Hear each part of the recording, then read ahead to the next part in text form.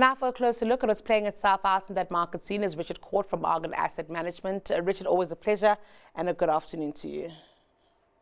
Good afternoon to you too. All right, Richard, maybe we can start off by just taking a look at the day's market activity. A little bit of inflation data coming out of here at home, also in the UK. We are expecting Fed minutes at some point. It's still driven by the issue of price stability. Yes, absolutely. I mean, the Fed watch continues. The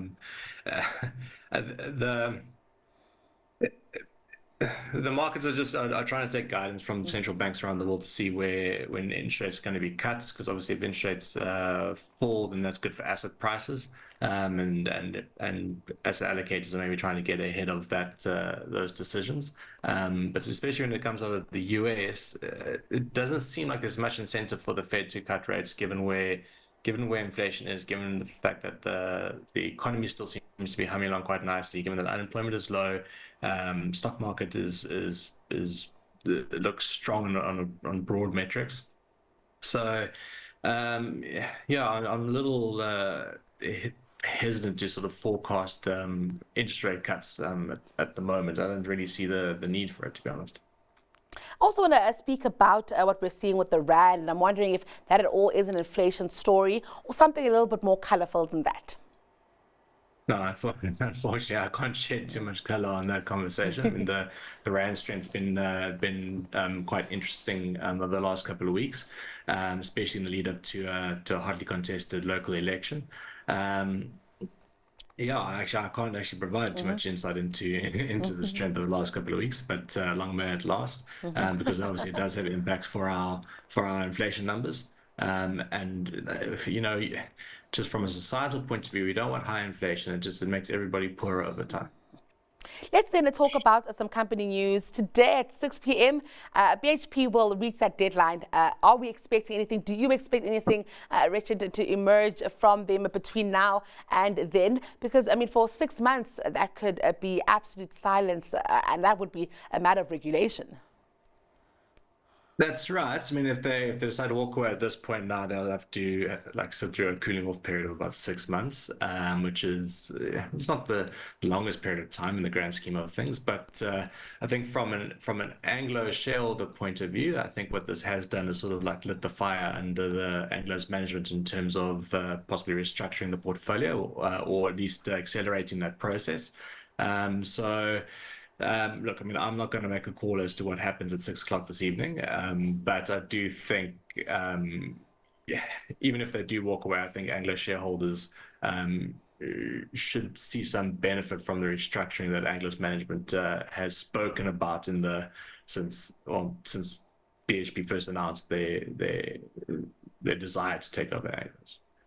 And then moving into some company news from today, Southern Sun, I think, declaring a maiden dividend on their own, I guess. It really looks like it was a decent period. Revenues are up, HEPS are up as well. Keen to get your thoughts on this set of numbers. Yeah, very strong set of numbers. So some of it might have to do with a low base, maybe still coming out of COVID, but sort of reflecting the increase in tourism, especially in the Western Cape, over that period. But it's also a business model that has a very high fixed cost base. When you have revenue increasing by almost 20%, you have this operating leverage coming through. So you saw the EBITDA increase by almost a third. And then I think, as you mentioned previously, adjusted HEPS increasing by almost 90%. So a very strong set of results. I mean, I think their balance sheet also improved over the period. And then, yes, as you say, declaring a final dividend.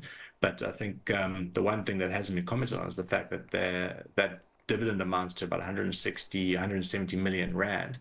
But in the course of the year, they bought back shares that, about 660 million rand.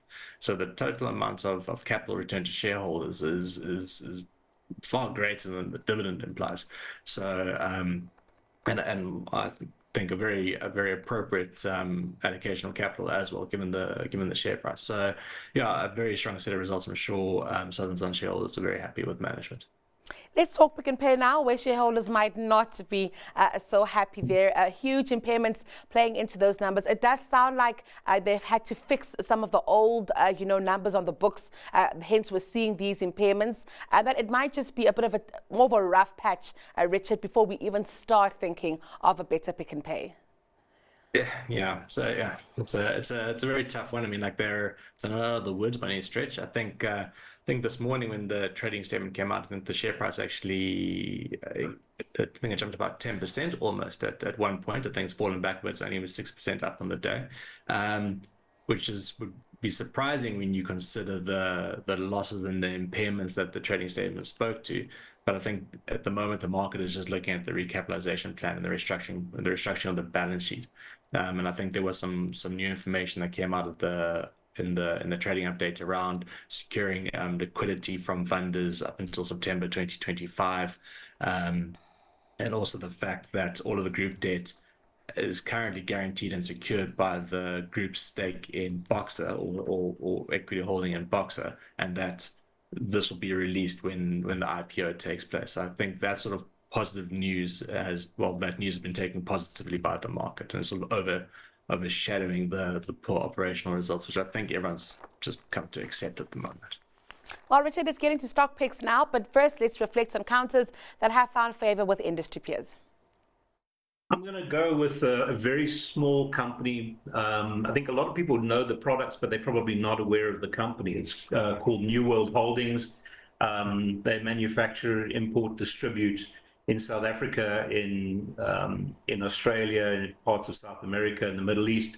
Small appliances like kettles and irons and ovens and microwaves and so forth. If you look at this business, it's trading probably at about 50% of NAV, and that NAV is pretty solid. In fact, it's trading just slightly above cash. Very, very tightly held by the family. This thing really does trade by appointment. But I think I would urge you not to rush out and take the first offer you see tomorrow morning, because the liquidity is poor. But we think that it's the ideal target, or an ideal target for a delisting, trading at about cash with a good business. And in fact, if you look, the international operations in the 23 year generated more profit than SA, and obviously SA is exposed to the consumer and inflation. But what you've got is a pretty decent business and good international operations trading a little bit ahead of cash. My pick today is Altron. I know IT companies haven't had the best of reputations, but this is a business that's gone through its own share of restructurings and problems, but it looks like it's beginning to come out of that. I mean, in the recent result, you could see they've fixed a lot of their baseline, and when you look at the actual companies they have, this is a strong potential one. It's a high growth platform in IT services group. They declared a dividend, and they're moving forward quite well with regards to their restructuring. So I think it's one well worth watching. I saw management's been buying some of the shares recently. So yeah, this is one even I think I'll do a little bit more work on. Yeah, gone with SA Financials as a whole. They are at extremely cheap levels. I think many of them are trading at times that they only trade at during crisis periods. So GFC or COVID. So we think these valuation levels are compelling. It's really not an impetus for growth or anything like that, but we think valuations, that are quite compelling with high dividend yields and actually quite well managed businesses. All right, Richard, keen to get your thoughts on some of those. SA Financials, so that's more of a sector completely, and then New World and Altron. Yeah, so starting with SA Financials, I think that's a position we sort of share with your guest. Specifically on the banks, I mean, I absolutely agree on the valuations. If you look at some broad metrics, I think on like price to book, for example, the banks are trading, especially like Absa and Nedbank, are trading at multiples that was even lower than what they were in like 2009. So, and then I think Absa is almost on almost a 10% dividend yield, which is the highest it's been for many a year. So yeah, they do look very compelling from a valuation perspective. We also think it's a nice way to play like a recovery in SA Inc. These businesses or the banks have sort of benefited from having like high interest rates. The net interest margin has expanded as a result of that, and then also the credit impairments haven't been as high as possibly some expected. So we think the banks are mispriced at these levels, and we have an overweight exposure to that sector. In terms of the other two, I mean, like New World is a very small counter. I mean, it's probably too small for institutional shareholders to really allocate significant amount of capital towards.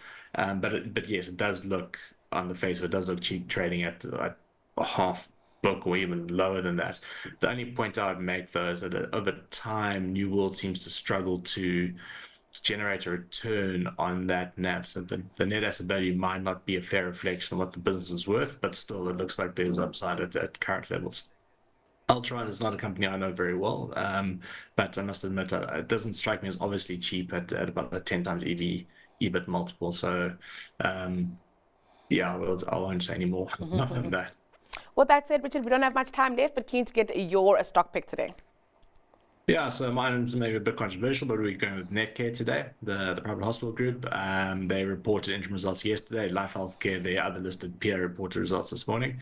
So what you've seen with Netcare is they've been struggling to grow their volume. So like in this period, there was the effect of having the Easter holidays within the reporting period, which sort of skewed the results a bit. But even in taking that out, the growth in volumes wasn't great.